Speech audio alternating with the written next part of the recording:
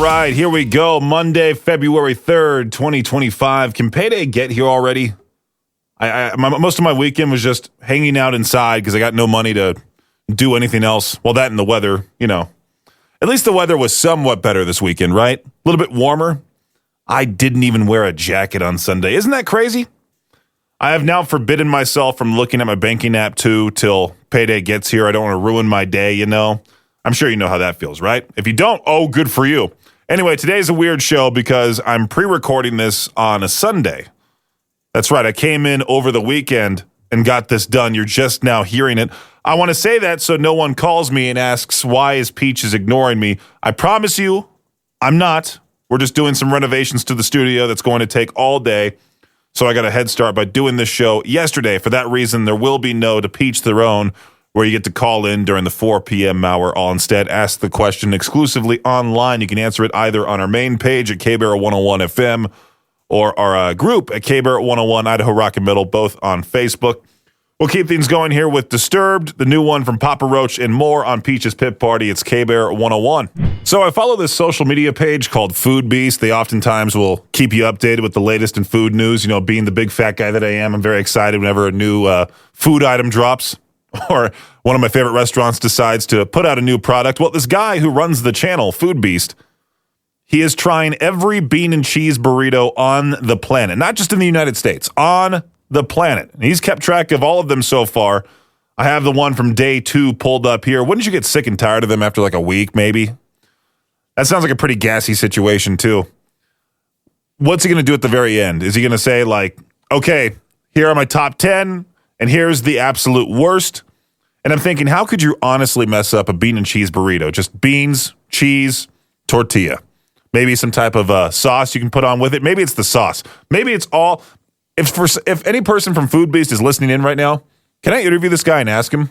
I'm really intrigued by this. Is he going to stop by? Because he's trying every bean and cheese burrito on the planet. There's plenty of Mexican food restaurants here in the area. I got to see if he's already made his way to Idaho or not. So as per usual, Sunday morning, I was doom scrolling Instagram reels like I always do. Came across this account called Arizona Can't Drive. It has daily, and I mean daily posts of people forgetting traffic laws even exist, blinkers, optional, lane discipline, a myth. There was one particular video that I saw of some old man that just completely rear-ended a motorcyclist, and then he got mad at the motorcyclist, drove off, and then caused another accident. He got T-boned because he went through a red light. He was just trying to get away from the motorcycle driver. This page has 110,000 followers, and I couldn't find any other page dedicated to any other state, like Florida, Texas, California. I would love to see a California page. I was about to say there is no Idaho one, but Carolina Roslin, who was in here for traffic school powered by the Advocates, she has a ton of videos dedicated to her dash cam of people causing accidents or doing weird things driving around here in Idaho. If you don't follow her, make sure to do so. And I'm going to follow Arizona Can't Drive. Peach's Pit Party on KBER 101. We just filmed a little video for the Riverbend Awareness Project, which, by the way, you can find that podcast wherever you get podcasts. We filmed that little video on Friday with Emma and Melissa. And Melissa was making comments prior to the video about not only did she say she was practicing headbanging the night before, but also she pointed out that it hurts. And then this article pops up from Loudwire that headbanging has caused a lot of injuries in the rock and metal world. Tom Araya, the most famous one, who had to get surgery on his neck back in 2010. Corey Taylor had to undergo spinal surgery that briefly delayed their tour at the time in 2016. Dave Mustaine also had to get surgery on his neck due to decades of just straight up headbanging. Now, as a bald dude, I don't really do it because it just looks silly. Those dudes I named all have hair, which makes sense. It looks cool on stage. If I do it, I look like that one guy I'm trying to get water out of my ear from swimming, just doesn't look right. And this right here is your Shot Clock Sports Update. Obviously, the biggest news over the weekend, Luka Doncic from the Dallas Mavericks got traded to the Los Angeles Lakers. Now the starting five potentially for the Mavericks, Kyrie Irving, Klay Thompson, some guy named Quentin Grimes, AD, of course, Anthony Davis, and Daniel Gafford. And then for the Lakers, you got Luka Doncic at point guard, Austin Reeves at shooting, LeBron at the small forward, Dorian Finney-Smith, number 4, and Jackson Hayes at 5, which the trade shocked everybody. I had to convince my dad that it was real. I called him right as it happened. My friend Christian was the one who broke the news to me. He just sent the reel over on Instagram and said, "What?" in all caps. So I went to it. Sure enough, it's the post from the guy named Shams, nicknamed Shams on Twitter. He's the guy that now does like the trade bombs, all the crazy stuff, all the stuff that happens in the NBA gets reported by him. And he was the first guy to put it out there on social media. And he said, "This is not fake. This is 100% real. Anthony Davis, Luka Doncic got traded. It was a whole 3-team complex trade. Somebody got sent to the Utah Jazz that I don't know the name of, and I don't think anybody really knows the name of. There was also picks involved and all that stuff, which part of me is like, okay, you know what? Anthony Davis, he's 31 years old. He's made of glass bones and paper skin. If I were to guard him myself and knocked him over, he would have busted his tailbone, something like that. Luka Doncic, he's 25. He's younger. He's in his prime. He's a superstar. He can really lead a team. I'm shocked the Mavericks traded their centerpiece. And I was seeing all the different stories about it, how the Dallas Mavericks, they were the ones to approach the Lakers. And I guess, according to my own dad, a reliable source, he was hearing more about it too. He was reading upon all these different stories too. And I guess the Lakers were tired of the comments that were being made by Anthony Davis behind the scenes. Now, that is just all speculation. I do think that this was a okay trade for the Lakers. I'm thinking that Luka Doncic will lead the team once LeBron retires because LeBron is 40. Anthony Davis, I feel like he would have left right after LeBron retired. Like, okay, you know what? I'm done here. And then the Lakers team would have been just a bunch of random nobodies like it was back in 2015, 2016. I was a Lakers fan during that dark time. Man, it sucked. Anyway, that's all that I needed to say for this Shot Clock Sports update here. Potentially the craziest trade in NBA history that shocked everyone. That's your Shot Clock Sports update on K-Barrett 101. Now, I'm hoping this week that I'll be getting Johnny Hawkins of Nothing More on the show. I believe Nothing More is going to be in Boise at the Knitting Factory. I might be mistaken on that. You can find the official date and the official Boise concert venue by going to our concert calendar at riverbendmediagroup.com/calendar. I'm hoping to have him on the show because that last album, Carnal, one of my favorite albums of all time. That really got me into Nothing More. I convinced my friends also by playing them that album that now they're Nothing More fans as well. You can find all of my previous artist interviews as part of the Artist Interrogations podcast, wherever you get podcasts. Just simply look for that wherever, Spotify, Apple Podcasts, even our YouTube channel, K-Bear 101 RMG. I'll be uploading the videos on our YouTube channel as well if you want to take a look at those and see my ugly face on there. The Artist Interrogations podcast, wherever you get podcasts. You know what's funny is I'm seeing all these stories pop up on Facebook about the whole Luka Doncic situation in Los Angeles. Now, the Mavericks also, I think, wanted to get rid of him because of the fact that he would have been eligible for a supermax contract extension, a ton of money potentially going to Luka's way. And I think Dallas was like, no, yeah, we don't want to pay him that much, so we'll send him over to Los Angeles. And now I'm seeing here he could have been offered a 5-year, $345 million supermax extension. 5 years, $345 million. But now he's only eligible for just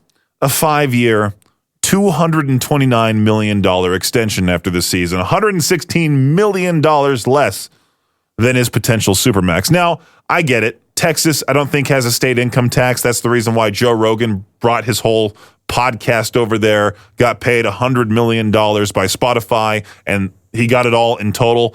This guy, Luka, went to L.A., got traded to L.A. It wasn't his decision. He got moved over there, but that's what happens when you play professional sports. So now he's making less money. L.A. is going to tax him quite a lot of money on that. But then also you got to think about it. He'll be just fine. It's millions and millions of dollars. Sure, he can't have an even bigger mansion than he was already going to purchase in L.A. Maybe he'll buy a house. See, that's the thing. It's like, I don't know if I would buy a house if I was in the NBA. I would wait till I was almost done with my career, and then I would buy myself like some sprawling estate wherever I wanted to move to, right? Because you get traded so much. I think J.J. Redick, he lives in Brooklyn, and he's now the head coach of the Los Angeles Lakers, so he was in a rental in the Pacific Palisades area, and then that got burnt down.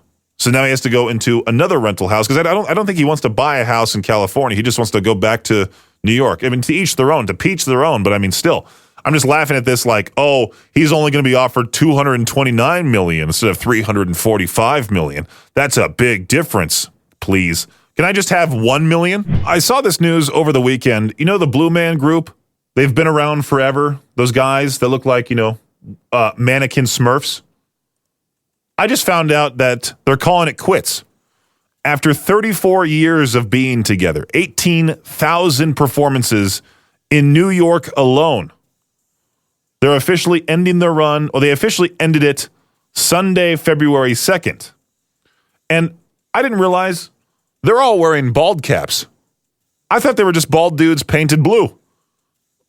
Wouldn't that be weird to say, hey, I'm in the Blue Man Group to somebody out of costume and nobody believes you? That's what I was talking about with Victor recently. It's like, this guy is very mysterious who lives next door to me. He says he's in a very successful band, but he doesn't have any pictures of him on stage. But I was talking about Sleep Token. Like, imagine being Vessel in Sleep Token, or, one of the various other guys, 3, 4, or 2, 3, or 4. And just saying, yeah, I play drums in a very successful, we'll call them a rock band. I don't even know what they are exactly, rock, metal, hybrid. But, yeah, can you imagine just living right next to this guy and it's like, wow, he's very successful, but I've never seen any photos of him on stage. I don't know what his band does. Does he tell people that he's in Sleep Token? Do you tell people that you were a part of the Blue Man Group after 34 years of traveling the country, traveling the world? Doing tons of performances. I mean, 18,000 shows in New York alone. I'm shocked these guys don't permanently have blue paint all over them. Since there is no to peach their own today, I figured I was talking to listener Vortex out in Pocatello on Friday, and he was like, dude, you should make the First World Problems thing a series on the show. And I was thinking, well, I don't think it's worthy of a series because I don't want to come on in here every single day and talk about first world problems. But, we kind of do already.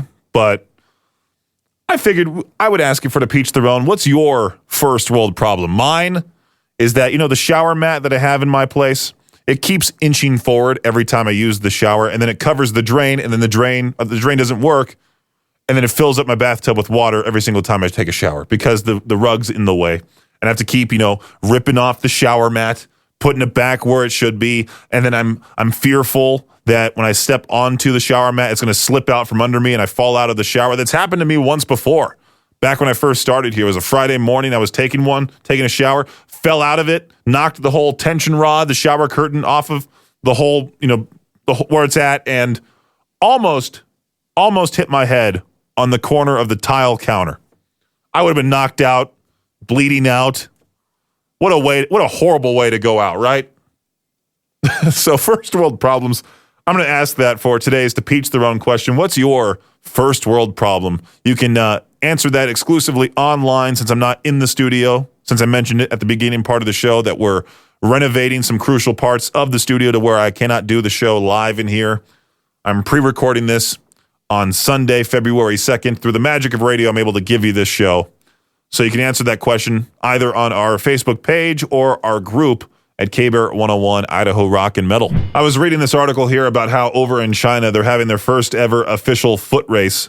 The world's first foot race between humans and robots. I don't know when this is happening. Did it already happen? No, this article was posted January 26th. And I have a lot of questions regarding the robots. Do they know when to stop running, or does someone need to go run after it and catch it? Do they just hold it down? Are the humans, are they track stars? Or are they just average Joes? How long's this race? It would be pretty cool if they had robots face off against like legitimate track stars, like some of the fastest people on the planet, like Noah Lyles, Usain Bolt, Tyreek Hill, people like that. Would people get upset that a robot passes them and they have that cup of water, and they throw the water at the robot to short circuit it? A lot of questions regarding this, but I'm excited to see when exactly is this event supposed to happen? Is there an official date for this? Doesn't say. I'll guess I'll have to just wait for the replay of it on YouTube or something. There are a lot of hilarious online communities. I follow a good amount of these like really funny subreddits like Untrustworthy Pop-Tart of people saying, hey, I found a rat in my Mountain Dew. And sure enough, everyone's like, yeah, sure, buddy. Cool. I didn't find out about this group till now. There's a group called Stick Nation that a lot of people just share sticks that they have found. And then there are people in the comments that rank them. Yeah, it has nearly 3 million followers on Instagram. It also is on TikTok as well, but it's appropriately known as Stick Talk on there. Posts about sticks shaped like hands, ones that resemble snakes, slingshot sticks, wizard staffs. Why are we obsessed with sticks? It's one of the simplest tools known to man, but every single time we see a cool stick, we want to tell everyone about it. Peach's Pit Party on K-Bear 101.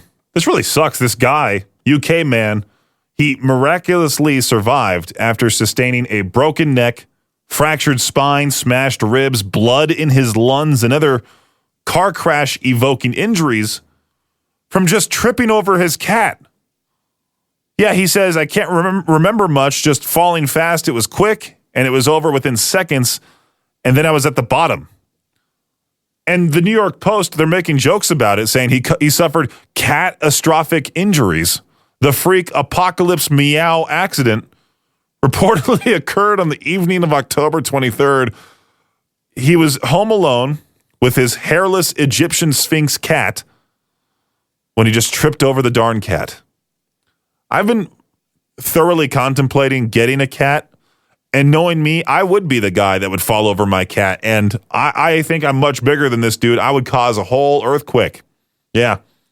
Is this guy going to keep his cat? Is he now going to hate his cat for the rest of his life? He's like, you caused this. I couldn't imagine nearly dying from tripping over your cat. You go to the New York Post, there's a whole article about you, and they're making cat-related puns to it. I'm hoping he has a sense of humor. I don't know, man. I feel like you have to be some sort of sick individual to pick on old people on the internet. Like, I understand there are those accounts that put out AI-generated images that, boomers fall for quite a lot online. Most recently, I've talked about those pictures I've seen of couples that look like they're from the 1940s, and then that same couple today, and it'll go like, oh, these two have been together for 75 years, and and it's clearly like cartoony looking. Like, these pictures are obviously fake, but yet there are still old people in the comments falling for it. But I couldn't imagine doing something like this. This guy wanted to buy a drill. He spent $40 on the drill online. AliExpress, well, they didn't send him the drill. They sent him a picture of said drill. And this guy is like 68 years old. A package arrived, and instead of the new drill and a pressure washer that he also bought, he just received a picture of the drill and a screw. But he complained to AliExpress, but he has still not received a refund. They did that on purpose. Who wants a picture of a drill? They just did that to mess with this poor guy. And now he's, posted on the New York Post. I'm hoping people got together, got him his drill, and then some other stuff. Hopefully, set up a GoFundMe for this guy. I'm sure a lot of people will be willing to donate money to him. On Saturday, I watched the WWE Royal Rumble. It's the only wrestling pay-per-view I tune into because, let's be honest, the concept is great. You've got 30 wrestlers in one massive match, and you're eliminated by being thrown over the top rope. It's chaotic, it's fun, and yeah, it's totally scripted and fake, but that's part of the charm, right? But watching it as a near 30-year-old, it hits differently. The punches, they're so fake, painfully fake. As a kid, I was convinced they actually hated each other. They were genuinely beating each other up. Now I'm like, okay, these are some of the worst fake punches I've ever seen. I've seen better punches thrown on a TV show like Hardcore Pawn or that old fake beach towing show. The Women's Royal Rumble wasn't much better. So many mistakes. You could literally see wrestlers yelling moves at each other like, hey, I'm going to do this or do this to me. You can even see some of them like sort of stumble to set themselves up for whatever another wrestler was going to do to them. And it got me thinking, has wrestling actually gotten worse Or am I just seeing it through grown-up eyes now? Like, sure, back in the day, the superstars, they were definitely roided out. They did bigger things. They were doing moves that are banned now for safety reasons, which makes sense. The Kevin Owens-Cody Rhodes fight was like the only cool fight to watch that reminded me of old school wrestling. But the Women's Royal Rumble, the Men's Royal Rumble, the promos back then, they were way more wild too. But yeah, I went back and watched some of these older matches, and sure enough, the punches were still just as bad and silly. So maybe wrestling didn't change. The wrestlers slightly did, and now they're healthier. They're not roided out to the brim and, dying when they're 40. But maybe now I'm just seeing wrestling through grown-up eyes. Maybe wrestling didn't change, but I did. I don't know. There was a good discussion I was following on Facebook. Sum 41, they played their final farewell show earlier last week in Toronto. And this guy was reminiscing on, he grew up on these crazy Canadian pop punk metal dudes, dating back to hearing Fat Lip on DC 101 as a kid. And sure enough, one of the comments says, remember, no band ever ends, which is true. I mean, the band Kiss, they started their first farewell tour in the year 2000, 25 years ago. I'm sure with the right amount of money, you could bring any band back. It's kind of funny to watch most of these bands return because, maybe they were a little tight on the money and they needed to do something and they couldn't have their own solo career start. So maybe they're like, you know what, let's reunite. Let's get all of us back together and do something. There are some bands, though, that you're like, okay, this band will definitely never reunite. Oasis, I'm kind of shocked. We'll see how that turns out for those two. But Sum 41, I'm sure they'll do some sort of reunion down the line, and we'll forget. This was not their final performance. Something down the line. Peach's prediction, here we go. In 5 years, before 5 years is done and over with, I'm sure they'll reunite and do some sort of specialty show. All right, this story actually terrifies me due to personal experience with my own dad having to go through a whole bacterial infection treatment and losing one of his toes. This guy named Max Armstrong, he was camping with his friends to Kiowa, Colorado in December of last year. He burned his thumb on a skillet while cooking pasta for their dinner. He didn't think anything of it, but as the days went on, his left leg started to swell up. His toenails began turning purple. He was in pain. So after 6 days, he was driven to a local hospital. Once he got into the emergency room, his eyes started rolling back in his head. Terrifying, right? Well, doctors quickly confirmed that strep A bacteria had gotten into his burn, and that quickly developed into sepsis, which can be life-threatening if not treated properly. So what turned out to be a burnt thumb ended up being in both legs getting amputated. He had a 3-hour operation to get both of those done. They're gone. So after a month, more than a month recovering in the hospital, he was able to go home to his wife and learn how to live life in a wheelchair. Isn't that terrifying? One camping trip. And that's what happens. Another reason not to go camping. Peach's Pit Party on K-Bear 101. I've seen posts about who they're potentially going to cast for the Beatles biopic. I didn't even know it was an official movie until I saw a post from Consequence that they have cast Anna Sawai. Reportedly, they've cast Anna Sawai, who you might know from Shogun, to play Yoko Ono. And I was thinking that would be an extremely tough role.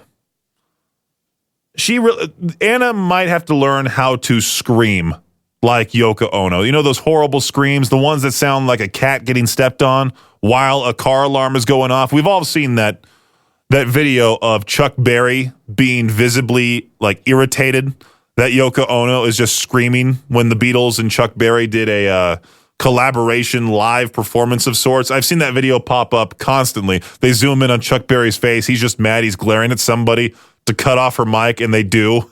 They just cut her off, which is the only right thing to do. I mean, I don't think there's anybody who's a Yoko Ono fan, music-wise, right? Everyone knows she killed the Beatles. There's shirts that say Yoko Ono killed the Beatles. It's going to take a lot of coaching for Anna to learn how to scream like Yoko Ono. You know, there was a previous noon hour of Madness and Mayhem powered by Jalisco's where we were talking about what would be the worst band to be stuck with on a cruise ship. any Yoko Ono act, if it's her herself or a tribute act, that's my answer. Thanks for listening to Peach's Pit Party, the podcast. If you enjoyed the show, please share, subscribe, and rate the podcast. Peach's Pit Party is hosted by me, Peaches, aka Brendan Peach, and is a production of Riverbend Media Group. For more information or to contact the show, visit riverbendmediagroup.com. Until next time, Peach out.